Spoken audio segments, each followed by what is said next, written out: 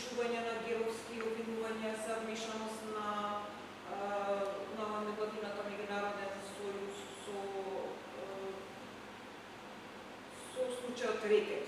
Случајот Рекет не е толку колку што е поврзано со корупција. Во оваа држава едно нешто е со сигурност загарантирано. Тоа е слободата на говор, слободата на изразување. Тоа можеме да го видиме еве и низ призмата на колумните.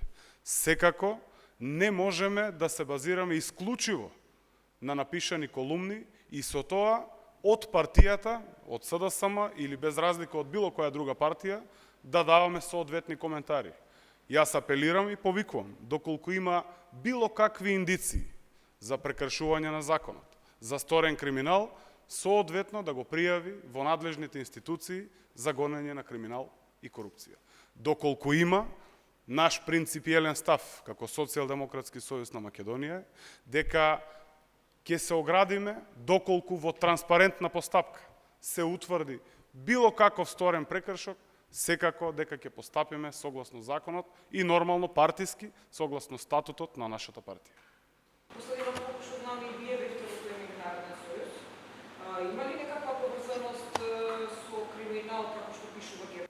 Еве отворено ќе ви кажам, во тој меѓународен сојуз како невладина хуманитарна организација сум бил учесник како почесен член, но добро е да се не помене дека таму членувале и поранешниот амбасадор на Велика Британија, господин Чарлс Гарет, таму членувал и познатиот наш кошаркар Владо Илиевски и многу други личности кои што јас ве уверувам дека во тоа време ние не сме имале никакви индиции дека некој од основачите на Меѓународниот сојуз Скопје се обидува да стори криминал. Апсолутно го отврлам сето тоа, а дополнително стојам на располагање доколку има било какви индиции, им стојам на располагање и на институциите кои што се надлежни.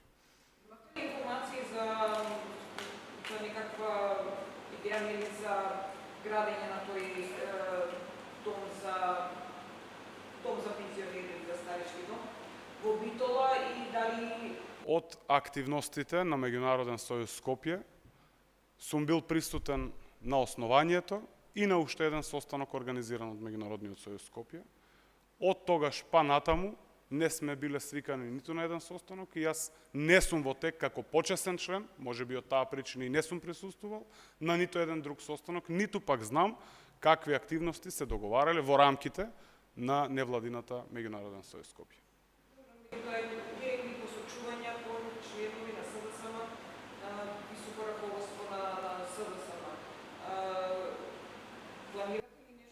Веројатно дека ова е сомнеш. Јас ги повикувам надлежните институции до крај да ја спроведат целата постапка во транспарентна постапка, доколку се утврди било каква одговорност. Еве ако сакате и од наш член, секако дека сме подготвени согласно и декларацијата која што ја подпишавме како Социјалдемократски сојуз, која што ја донесовме на последниот централен одбор, апсолутно цврсто стоиме на ставот за бескомпромисна борба против корупцијата и криминалот. Без разлика дали станува збор за член на СДСМ или станува збор за функционер на СДСМ.